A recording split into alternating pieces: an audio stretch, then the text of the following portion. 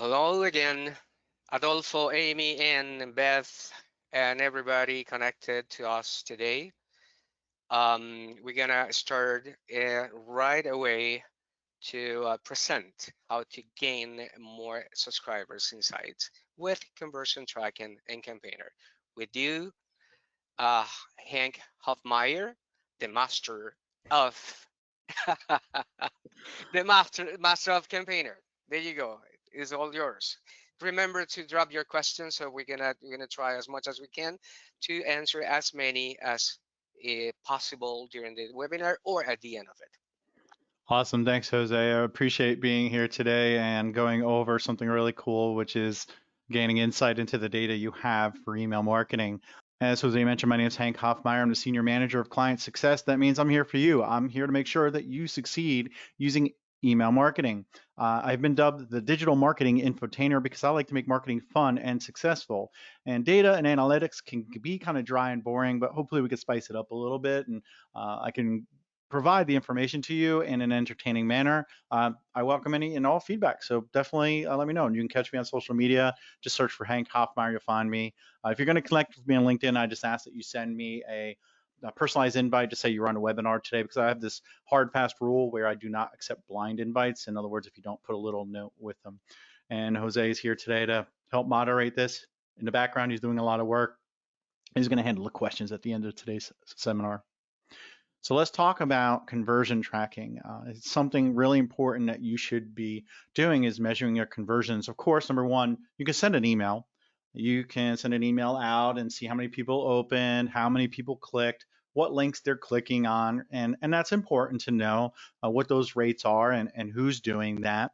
And if you have Google Analytics set up, you can actually figure out how much money you're making off of each email. Let's say I send out an email with some specials. I can go in tomorrow and see I made $50,000 off of that email. And then if I do a resend of that email with a different subject line, I can see if that one made more or less money. But the thing is, I don't really have a lot of insight around who's converting with Google Analytics. You cannot pass the identifiable information such as an email address to say that John Smith converted for $5 out of that $50,000. That's where conversion tracking comes in. When we talk about conversion tracking today, what we want to go over is, what can you track, or what are you able to track when you send an email out? And then what we want to do is we want you to take that data and get insights from it, whether it's resending an email, creating a segment, or just looking at a specific subscriber. And we're going to take a look at some examples. And then what I want to do is jump in and show you a live environment. And at that point, what we can do is once we hop the Q&A, I'll have that open. And if you have a specific question, maybe I can actually even show that to you. And then what I want you to do is also learn how to actually implement using conversion tracking, because a lot of people are using it right now. Because if you go to send an email, the only thing you really need to do, you think, is check a box saying conversion tracking, enable it. But it's not really measuring something unless you have it fully implemented. And we're going to go over all of that. Don't forget to use the Q&A section, and Jose will be monitoring that. All right, what's measured when you use conversion tracking in Campaigner? The first thing is going to be web page load. So you can take a look and see, did somebody visit a page on my website? And sometimes that's important for you to know, because if they went there but then they did not convert, you want to entice them to come back and convert. Did they click somewhere on your website? Maybe you want to know, did they click a certain button? Did they do something I wanted them to do? Clicked on a link and went to an external source or something like that. Did they make a purchase? Did they actually convert? And if they did, how much? We can also determine if somebody downloaded, say, a PDF. I worked with a client a couple of weeks ago, and they wanted to know who was downloading the file and who wasn't when it came to a PDF they were offering on how to clean your home better.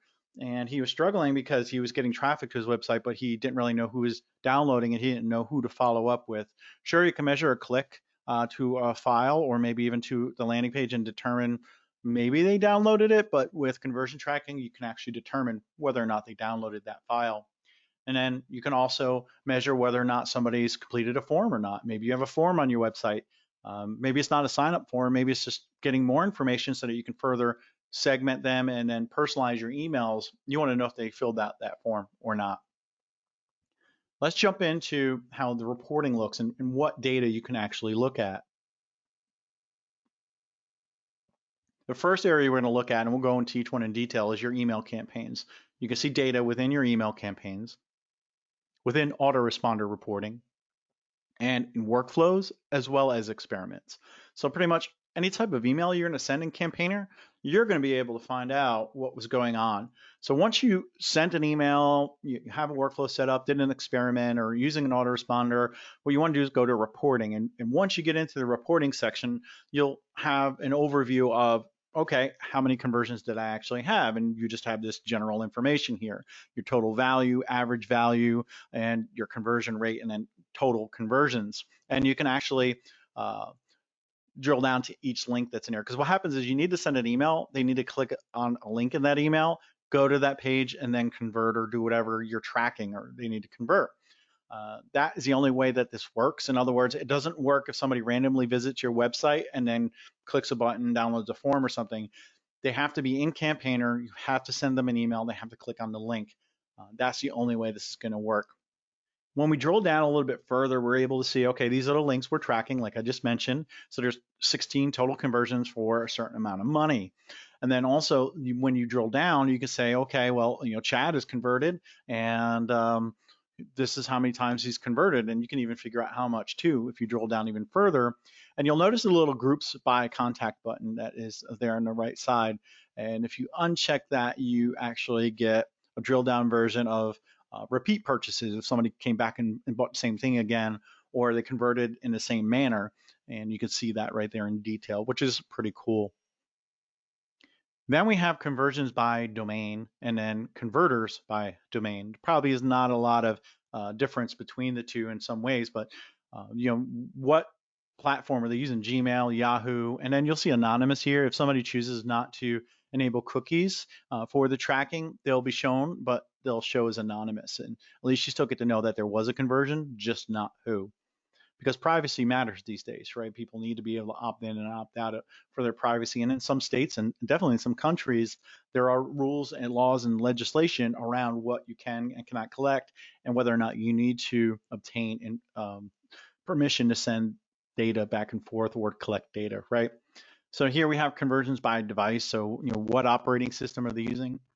Are they on a mobile device? Are they on a computer? Are they on a tablet? It's pretty cool to be able to figure that out, and also how much money you're making based on the devices, because maybe you want to turn around and make your emails look a little bit different based on the popularity of whatever platform they're using.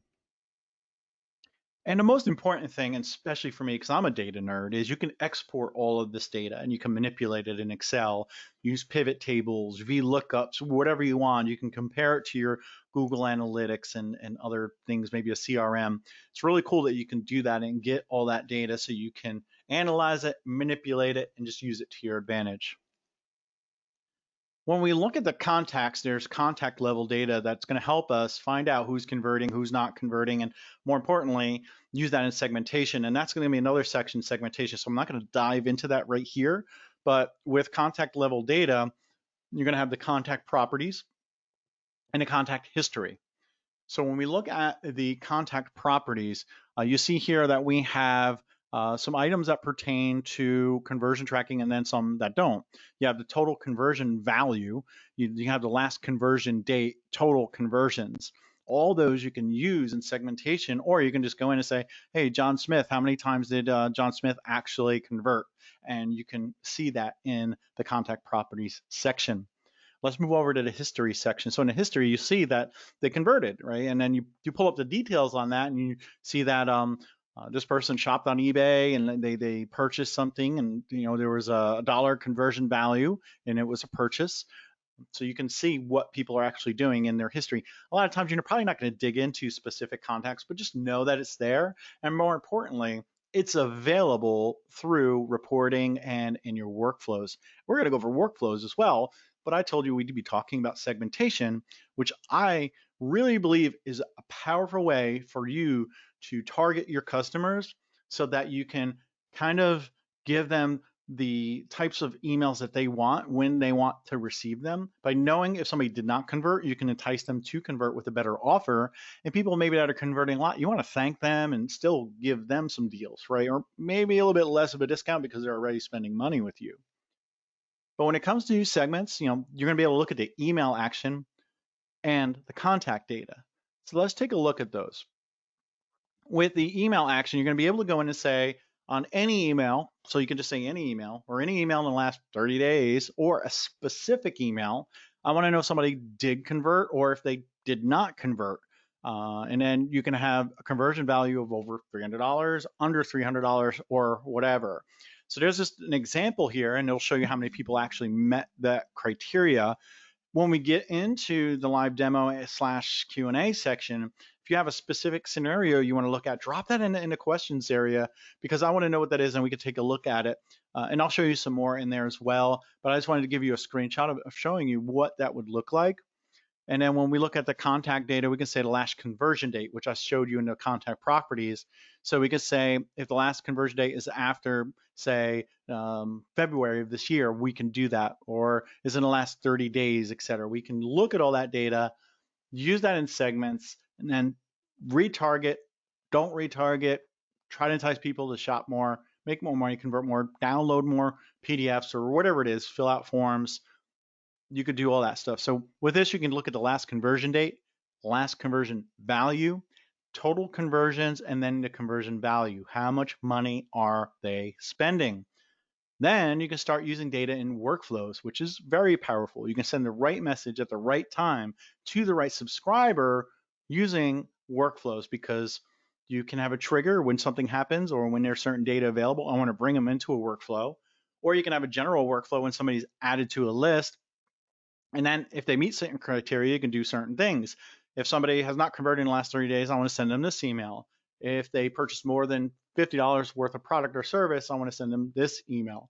It's really powerful. So what happens is you can look at the trigger.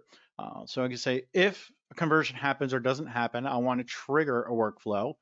And then you can use the conditional statements, if this, then that. If they did convert, do this. If they did not convert, do that. If they spent X dollars, do this. If they did not spend X dollars, do that. And we can kind of look at that in the workflows as well.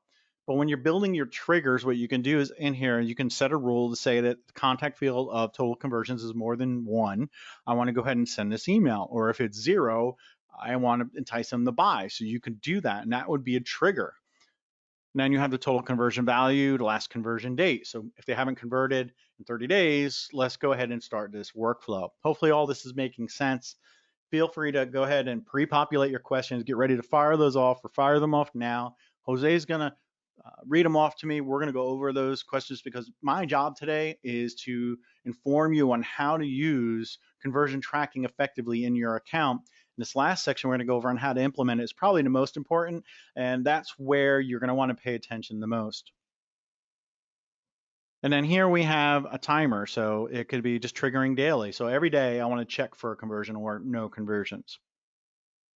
And we have the workflow conditions. As I mentioned, if they did this, if they did not do that. And if you've not really used workflows much, conditions are off lists and segments. So you'd create a segment of somebody that has converted for more than $50 in the last 30 days, and that would be your segment. So then what you would end up doing is saying, if someone's on that segment of a purchase of more than $50, then you can say, if yes, send them this email. If no, send this other email. So that's what it's going to be based on, those segments that we just spoke about, where you can create segments based on whether they converted, did not convert, whether it's a download, form completion, a purchase, web page visit. That's how it all works. And if I can't answer your question, you can always contact support, your CSM, your account manager. We're all here to help you. This is a pretty technical type of feature, and we want to make sure you're using it effectively, because we didn't create it so that no one can use it. We created it so that everyone can use it. All right. Other than going into your campaign and saying, yes, I want to track conversions, you have to have code on your website. The same thing happens with Google Analytics. It doesn't work unless you put certain code on your website. It's called JavaScript. If you don't have that code, you can't measure website visits on Google Analytics. If you don't install the conversion tracking code that we provide to you, we cannot measure your conversions. You can do it manually. If you're a tech nerd or you have one on staff or you can hire one, you can manually inject this code into your website.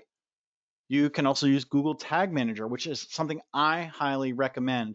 What happens is if you have a Google Tag Manager account, they give you a snippet of code. You put that on your website manually, but then you can add all other types of codes through Google Tag Manager without ever touching your website again. Highly recommend Google Tag Manager, and I'm pretty well versed in that. And if you need help, support can probably help you. And if not, I'm willing to hop on a call and help you out with that. If you have WordPress, I'm just going to show you kind of a quick example on how to do that. And then if you have Shopify, you can add the tags to Shopify. And the last one is campaigns. I don't know why that's there. It should not be there, but ignore that. Just kidding. All right, so what you need. So first thing you need is a tracking code, and that's in our knowledge base. You can grab that, and we give you example scripts or information that you need to install it. There's a couple different ways to do it. You can say, I automatically want the conversion to fire off once they visit this page. That'd be a website load. If it's a button click, you have to add it to like near the button area, stuff like that. It's not too hard. There's easy instructions, and like I said, we're always here to help you. So what you need to do is make sure you're tracking your links in your email campaigns, and you need to enable the conversion tracking in that specific campaign. I have a screenshot of that as well. So the first one would be manual. You'd fire up your editor of choice, take down your homepage HTML, plop that in, and you're going to add the code, which on the left-hand side is the knowledge base article where you would read through and get some of the example coding, and then you would just drop it in, save it, and then republish that to your website. And that's probably daunting to most of you that are on the call right now or on this webinar, but we can kind of try to give you some advice on this. Or if you have somebody in your IT department that handles your website development, they're going to know exactly what we're talking about here. They're going to take a piece of JavaScript code and just put it either in the header or the body or both, depending on how you're going to track, and then you save it and republish it. I know all you heard probably nerd, nerd, nerd, nerd, nerd, nerd. So let's talk about some other ways you can install the code. Google Tag Manager, as I mentioned, you're going to log into Google, and let's just say we already have the Google Tag Manager code installed. What we would do is go in and say, hey, we want to add a new script, and I'm going to call it CMP tracking and campaigner tracking. And then you're going to go in here and just say, hey, I want to add this script, which is what you see right there. And that's saving it to the header, which is the easiest way to do it. Pretty much this would work if somebody visited the website, and I would just publish that. I hit save, and it's published to my website. Pretty easy. Next, we have WordPress. By default, it's a little bit hard to inject code in the header and in the body of WordPress unless you know what you're doing and you want to edit the theme properties. But an easy way to do it is to use an add-on. Usually it's called header and footer script loader or something like that. I'm using CM header and footer script. So in here we can just say, hey, in my header, I want to add this script. You add it there and then you save it. And what's really cool is you can do it for your whole website, or you could do it for specific pages only. One of my testing environments, I'm only doing the tracking on one specific page. And if you have Shopify, pretty much you go into one of the pages that you have, you can add the code there, which is under pages. And then here you can also go into the theme and add it to the theme in the header area. I would say either know what you're doing here, know someone who knows what they're doing, or contact our support team just to make sure you're doing it correctly. I might be able to guide you through if you have kind of a simple store and help you out with that, but we just want to make sure that we're not messing up anything in your website. But you have the ability to add the tracking code to Shopify. And as I mentioned, the most important thing when you go to send an email, you have enable Google Analytics tracking, but then you have conversion tracking, which is the one highlighted in red here. You would just check the box off, enable tracking. A lot of people think just by checking that off, you're automatically going to get conversion data, but you're not. You need to have that script installed in order to start measuring, gathering data so that you can segment and use workflows. So that really is what happens with the conversion tracking feature is you install a little bit of code, you enable it in a campaign when you send it, and you're just going to have all this data that you're going to be able to use for targeting, remessaging, reporting, using your workflows, etc. So what I want to do now is I'll probably head over into the app. And Jose, what I want to do now is you can start gathering those questions because rather than just kind of just going through and just showing everybody the same things again, I want to see if anybody wanted to drill down to a specific area. So let's look for those first and then see what we can do to answer any and all questions. So while you're starting to curate that, I'm just going to stop sharing my screen and then I'm going to show the account. All right, so I have a couple of questions so far that we had somebody who had some problems with audio. It seems to be resolved for now. The conversion value is arbitrary number that we set up in campaign and not necessarily the value of an actual purchase. That's a yes and a yes question, right? Or yes and no, depending on how you interpret it. With Mhm. the script that you install, you will need to go ahead and declare a value for, say, it's a product page. If it's $9.99, you can put the properties in that script code to say $9.99. Or if you have the ability, you can use a merge tag to say product value, and then it would automatically inject that and send it back over. I think with, say, like Shopify, you're probably going to be able to do that. Good question. Yeah, there are variables. There are variables that you could put in there, and it could be the description, the category, the conversion amount, and then there's also like a title. So especially if you're going to track website visits, you want to know what page they visited.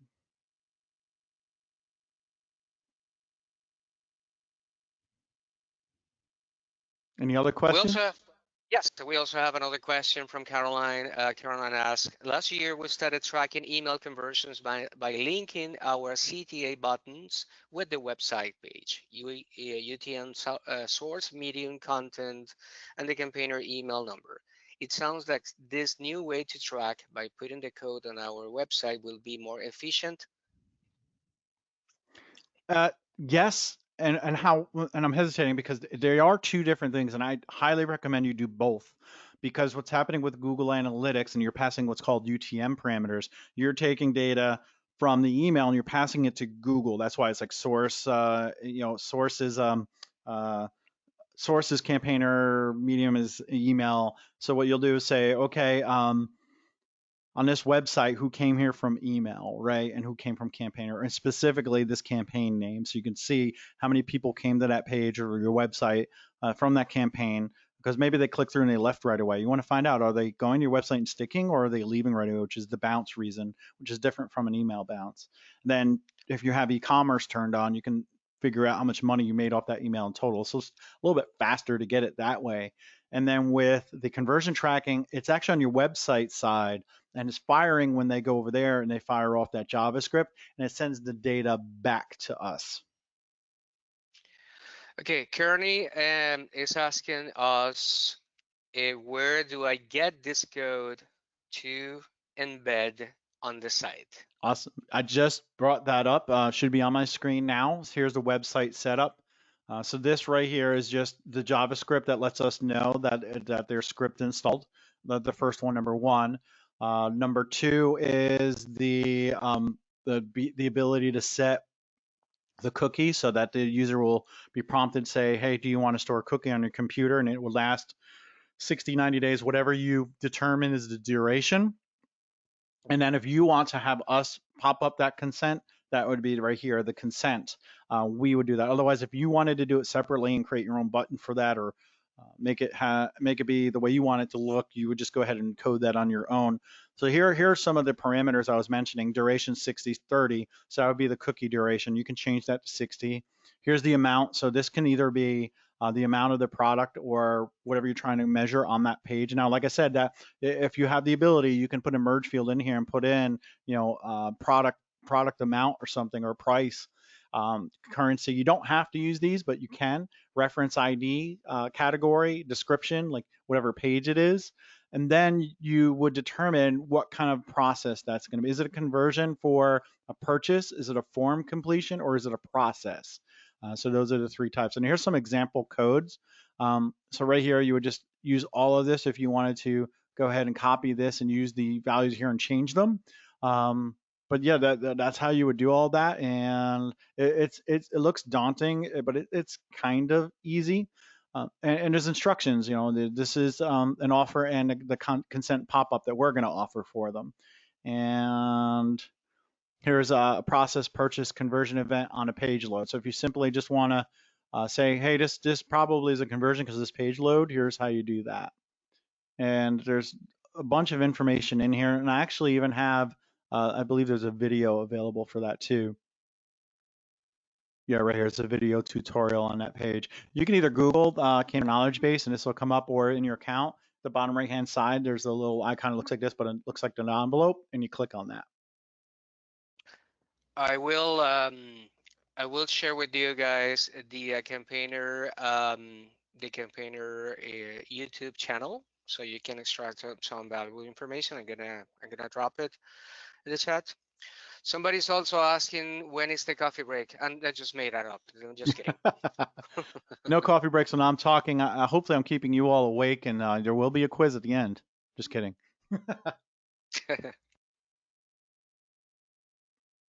Okay, no more questions so far. I All think you right. can keep going. Well, hopefully, it either means a couple things, right? It either means I did a great job, and I encourage you to go in and you're already in your account trying to figure this out.